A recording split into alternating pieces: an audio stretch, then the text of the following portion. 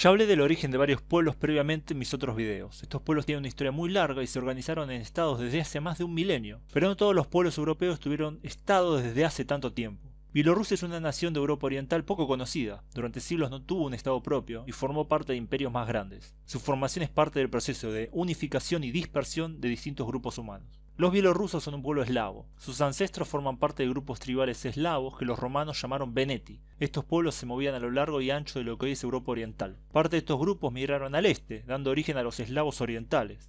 Estas tribus se unificaron bajo la dinastía de los Rurik. Estos serían una familia de varegos, grupos de comerciantes, piratas y mercenarios, que recorrían gran parte de Europa Oriental y Central como parte de sus rutas comerciales hacia el sur, donde comerciaban con Constantinopla, por ejemplo. Estos varegos eran de origen nórdico-germánico, principalmente, aunque también había de otros orígenes como bálticos y eslavos. Bajo los Rurik se establece Rus de Kiev, que englobaba a los ancestros de los actuales bielorrusos, los rusos y los ucranianos. Este proceso de unificación da a los eslavos orientales un origen histórico común, ya que compartieron una misma religión, el cristianismo ortodoxo, y un idioma común, el eslavo oriental antiguo. Pero al mismo tiempo es base de la actual diferenciación, ya que los grupos más al oriente se mezclaron más con los grupos ugro-fineses, siendo los ancestros de los rusos. Los del sur tuvieron más influencia de las tribus túrquicas de la zona, siendo los ancestros de los ucranianos, y los del noroeste tuvieron más contacto con los grupos bálticos, y estos serían la base de los actuales bielorrusos. El Rus de Kiev dura desde el 882 hasta el 1240. Un proceso de desintegración fue acelerándose en el último periodo y las distintas partes fueron haciéndose cada vez más poderosas. La República de Novgorod al noreste fue una de las regiones que alcanzó prácticamente la independencia al final de ese periodo. En la actual Bielorrusia se estableció el Principado de Polotsk, siendo el único antecedente de un estado bielorruso. En esta época hubo algún crecimiento cultural con la construcción de iglesias y algún intento de mejorar la alfabetización. Una figura notable es la de la monja Efrosina, que provenía de la nobleza.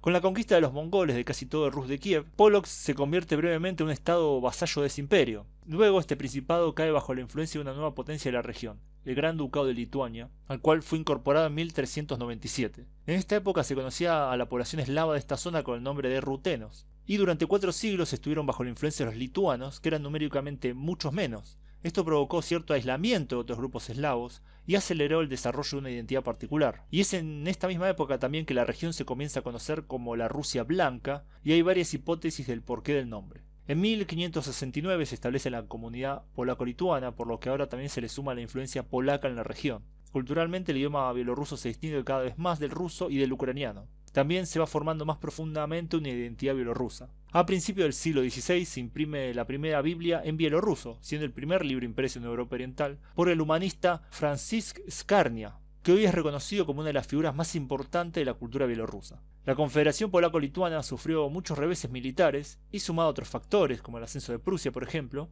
significó que su territorio pasara a formar parte de otros países, y en 1795 la Confederación deja de existir y el pueblo bielorruso pasa a formar parte del Imperio Ruso. La identidad bielorrusa estaba cada vez más cementada y en 1830 y 1863 hubo 2 alzamientos de la alta burguesía de la zona contra la dominación rusa y ambos fracasaron. En la zona hubo un enfrentamiento entre la influencia cultural de los polacos y los rusos. Si bien los polacos no tenían un estado en este momento, eran todavía muy dinámicos culturalmente. Esto hizo que el Imperio Ruso llevara a cabo una política de absorción cultural por la cual se reintrodujo el alfabeto cirílico, que se había dejado de usar a favor del alfabeto latino. También se llevó a cabo una campaña para reforzar el cristianismo ortodoxo en la población, ya que el catolicismo había ganado mucho terreno.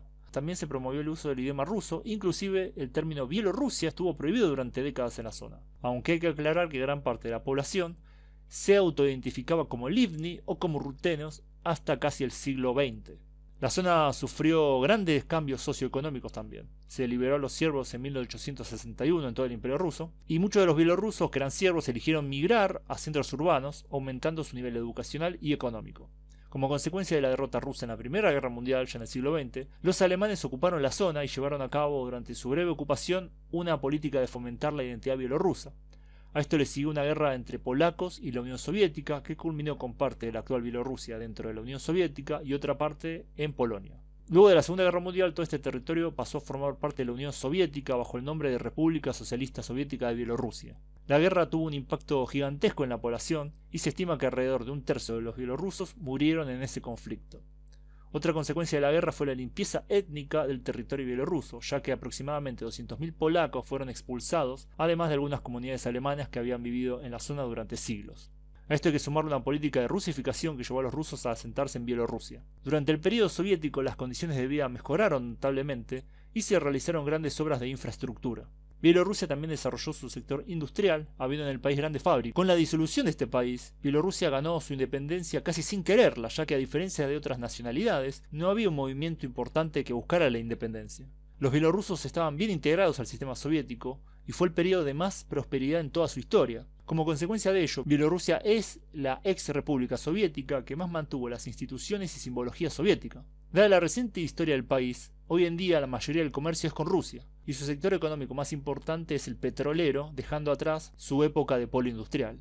El peso del Estado en la economía es alto, ya que a diferencia de otros países exsoviéticos, no hubo un proceso de privatización tan marcado en la economía, y esto también se refleja en el mercado del trabajo, donde casi un tercio de la población trabaja en el sector público. El desarrollo humano bielorruso es alto y es uno de los países con menor desigualdad según el índice Gini. Actualmente casi el 85% de la población del país es bielorrusa, siendo la minoría más notable los rusos con un 8,3%, los polacos con un 3,1% y los ucranianos con un 1,7%. Pero lingüísticamente el panorama es otro, ya que la mayoría de la población habla ruso principalmente, aunque solo el 41,5% la tiene como lengua materna, mientras que el 53,2% tiene al bielorruso como lengua materna. Políticamente hay que decir que el presidente es Alexander Lukashenko, que se mantiene en el poder desde hace más de 24 años.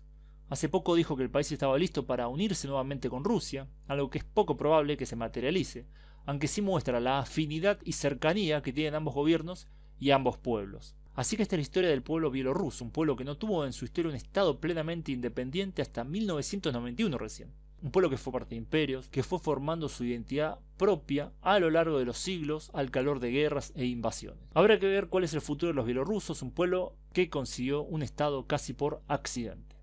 Bueno, conocían a los bielorrusos, ¿qué les parece su historia? Pongan me gusta si les gustó el video, compartan si piensan que vale la pena compartir. Gracias por su tiempo y nos vemos en el próximo video. Saludos.